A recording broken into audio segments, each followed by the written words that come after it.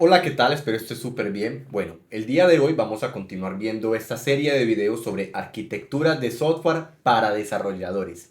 En esta ocasión vamos a estar viendo lo que es una arquitectura layer. Recuerda que en el video anterior vimos cómo estructurar un proyecto en Java con una arquitectura MVC. Si quieres ver ese video, te voy a dejar por aquí arriba la descripción para que puedas ir a ver ese video.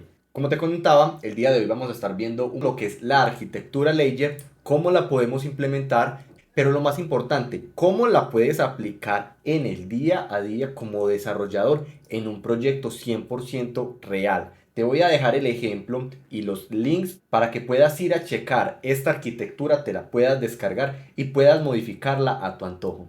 Sin más que decir, veamos.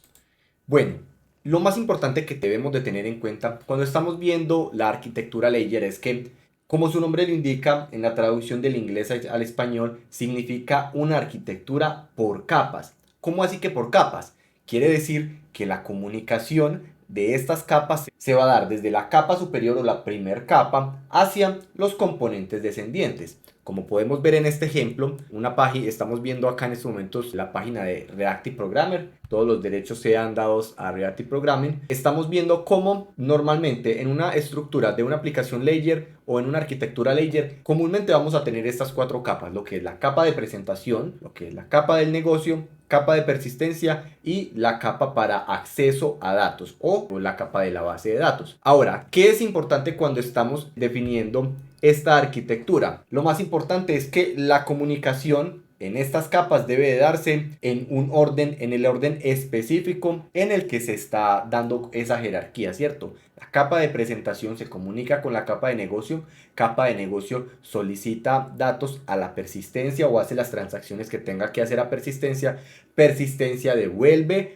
a lo que son la capa de negocios y capa de negocios le retorna a la capa de presentación. Es importante que tengamos en cuenta, tratemos de no romper este ciclo que se lleva en esta arquitectura, y es porque justamente esa es la idea de la arquitectura por capas, ¿cierto? Es una capa jerárquica en el cual es un orden específico, se va ejecutando, y la idea es que el flujo de datos y el flujo de la aplicación sea dado en ese mismo orden. Ahora bien, ¿qué significa la capa de la presentación? Bueno, la capa de la presentación es donde vamos a exponer nuestros servicios. Como su nombre lo indica, es una capa que presenta, expone todo lo que tenga que ver con nuestra aplicación al mundo entero. ¿Cómo vamos nosotros a comunicar al mundo entero que tenemos una aplicación? Bueno, en la capa de presentación le decimos, vea, estos son mis endpoints. Segundo, la capa de negocio es toda la capa, como lo vimos un poco también en la arquitectura MVC, es toda la capa donde se va a desarrollar la lógica de nuestra aplicación. Pero en este punto me gusta a mí tener un poco más desestructurado. Ojo, es importante aclarar que no es una arquitectura que sea cerrada a modificación. La arquitectura layer es importante resaltar que puedes hacer modificaciones a lo que a ti te aporte valor. Si a ti te aporta valor crear una nueva capa, siéntete en la completa libertad de implementar esa capa, porque si esa capa para ti tiene sentido, si esa capa para ti tiene lógica, te aporta valor en una arquitectura bien definida, como te digo, siéntete en la completa libertad de agregar esa nueva capa. Por ejemplo, yo normalmente no trabajo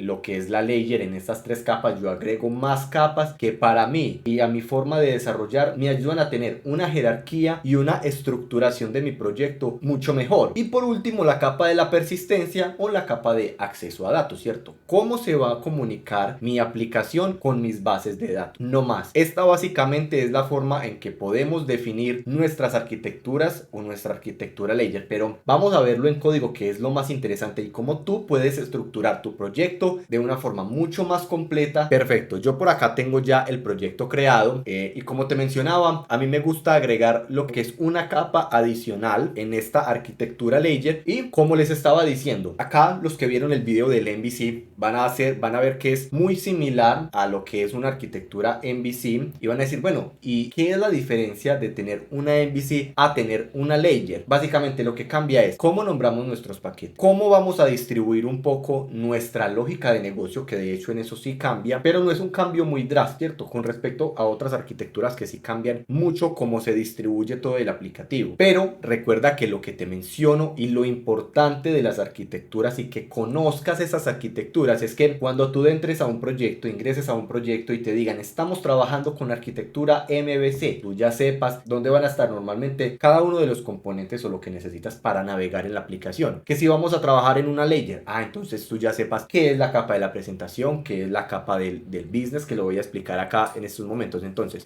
básicamente en la capa de presentación, como lo mencioné en la explicación, lo que tenemos son los accesos a nuestro componente y cómo nuestro sistema va a ser expuesto al mundo. ¿Cómo es expuesto un sistema al mundo? Básicamente a través de endpoints, ¿cierto? Todos los endpoints que nosotros exponemos en nuestra aplicación es cómo se va a comunicar las personas que necesiten consumir nuestro sistema, y básicamente por eso se le llama capa de presentación. Estoy presentando, estoy exponiendo mis endpoints y estos van a ser consumidos desde diferentes puntos. Acá tenemos ciertas lógicas, ya ahorita vamos a entrar más a detalle en algunas, y como lo vimos en el video anterior, básicamente la capa del controller bytes para no ensuciar lo que son los controladores. Recuerden, no ensuciar los controladores con lógica. Importantísimo que nos grabemos eso, lo recalqué mucho en el video pasado, lo sigo recalcando en este video. Nuestros controladores tienen literalmente que verse lo más limpio que podamos, porque esta es nuestra presentación, y si nuestra presentación está sucia, imagínate cómo está nuestra casa, ¿cierto? ¿Cuál otra capa tenemos? Entonces,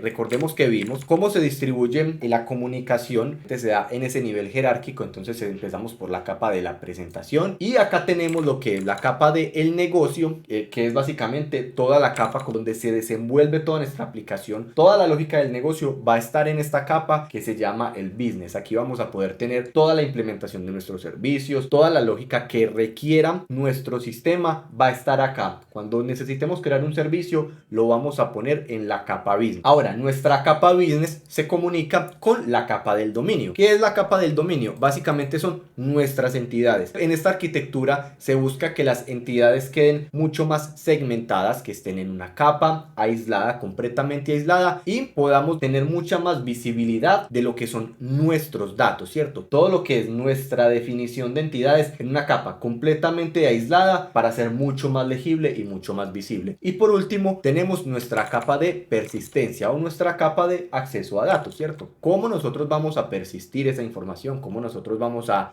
guardar esa información? En este caso, como estamos usando JPA, es un poco más sencillo y de pronto no tenemos muchas clases en este punto, pero imagínate que hay personas que no desarrollan con JPA, ¿cierto?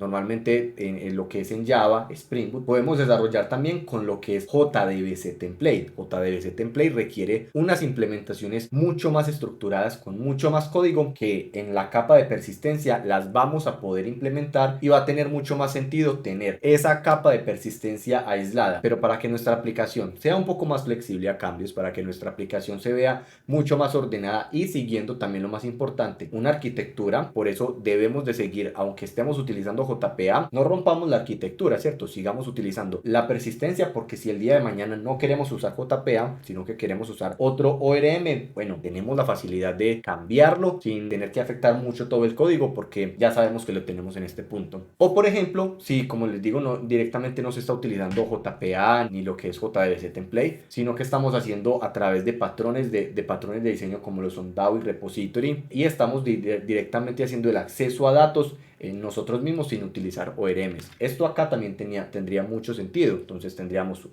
una capa que se llame DAO, una capa que se llame Repository, implementaciones de las mismas, y ahí va cobrando mucho más sentido el tener estas capas. Ahora vamos a desestructurar un poco más lo que es la capa del business. Entonces en el business, como les decía, tenemos una capa que es el controlador va al business, el business va a lo que es la capa de la persistencia, y la capa de la persistencia pues tiene acceso a lo que son nuestras entidades, ¿cierto? Estas dos capas van pues como muy unidas. Perfecto. Ahora tenemos también por acá algo que se llaman los service, el facade y el mapper. Ahora, ¿qué es la capa del facade? Cuando yo estoy trabajando con una arquitectura layer, me gusta mucho lo que es el patrón facade, el patrón de diseño, que básicamente lo que hace es que es un orquestador, ¿sí? Un orquestador, ¿en qué sentido? Nosotros cuando estamos trabajando con lógicas de negocio, nos toca y tenemos muchas relaciones, tenemos muchas tablas, muchas veces necesitamos llamar diferentes lógicas de negocio, integrar muchas lógicas de negocio, y muchas veces esto se vuelve un lío mental y uno dice, ay, ¿y de quién es la responsabilidad de llamar a este servicio? ¿Dónde pongo yo este servicio? ¿Desde dónde lo llamo? Es muy importante nosotros a quién debemos delegarle estas responsabilidades. Nosotros fácilmente podríamos hacer todo eso, como les decía, en el controlador, ¿cierto? Sería mucho más fácil yo desarrollar toda mi lógica en el controlador. Pero ojo, estamos pensando en cómo podemos hacer nuestros proyectos mucho más escalables. Y si nosotros dejamos toda nuestra lógica de negocio, que nuestro controlador se encargue de ser ese orquestador, va a ser mucho más complejo los cambios. Nuevamente, van a ser mucho más traumáticos los cambios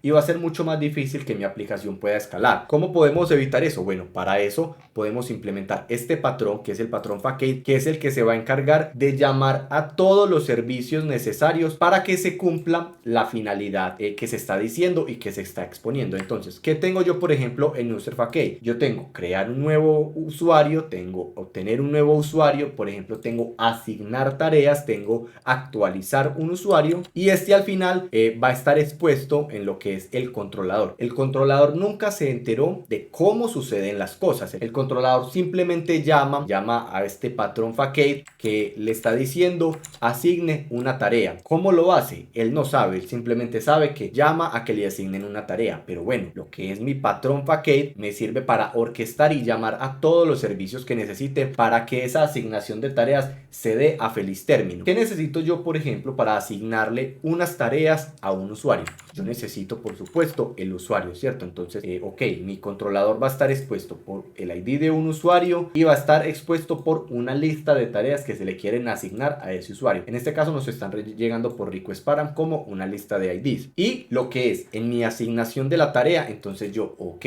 tengo cuál es el usuario para el que tú quieres asignar esos IDs, obtengo cuáles son todas las tareas que al final están siendo obtenidas desde mis servicios, y acá yo simplemente como patrón facade estoy orquestando. Miren que tiene sentido la orquestación. Él no tiene lógica de negocio. La lógica de negocio, ¿dónde está? Sigue estando en el service. La lógica de negocio sigue estando implementada en todo lo que es el service, ¿cierto? Si yo necesito validaciones especiales, si yo necesito cierta lógica especial, yo la voy a tener en lo que son mis servicios. Miren que yo tengo toda mi lógica aislada en servicios que están implementados en el service. Que si yo necesito un servicio especial, pues simplemente lo llamo en mi patrón facade y lo implemento, ¿cierto? Y le digo, venga, necesito utilizar el servicio de validación de tareas, por ejemplo. Entonces, supongamos, en este caso yo me quise inventar una lógica de negocio que decía que un usuario no puede tener más de 8 horas de trabajo, por ejemplo. Bien, entonces tengo un servicio que se llama validación de disponibilidad para asignar tareas, por ejemplo. Esto es un servicio independiente que valida entonces cuál es la cantidad total de horas que se va a tardar el usuario en completar las tareas que tiene. Si las tareas que tiene actualmente más la que les van a sumar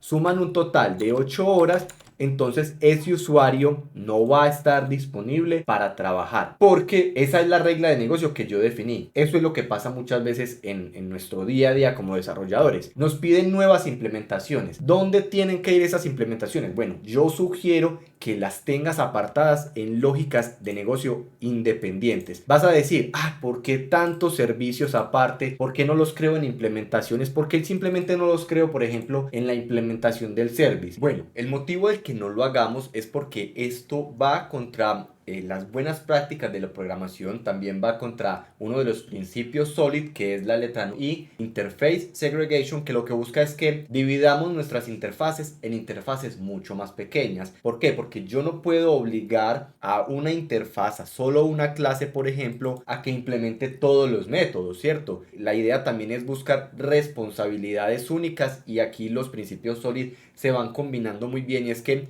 el Interface Segregation lo que busca es no obligar a otras clases a que implementen cosas que no necesitan. Lo que es acá, User Service no necesitaría implementar todos estos métodos porque queda como una clase muy genérica, ¿cierto? Es una clase que hace todo y al final no hace nada bien. Separemos lo que son nuestras implementaciones, separémoslas en implementaciones mucho más cortas, mucho más explícitas y que sean mucho más dicientes para lo que realmente va a ser el uso. También quiero que empecemos a visualizarnos un poco más en lo que son arquitecturas limpias. Cuando vamos a ver arquitecturas limpias, cuando vamos a ver Clean Code, el Clean Code lo que busca es tener clases muy atómicas, ¿sí? Clases que hagan una sola cosa, pero que la hagan perfecta, que la clase haga lo que diga que va a hacer y nada más. Entonces, cuando estamos trabajando ya mucho con Clean Code, con Clean Architecture, vas a ver muchísimas clases, o sea, vas a ver una clase, vas a ver clases pequeñas, clases a lo mejor más grandes de 300 líneas de código, de 200 líneas de código,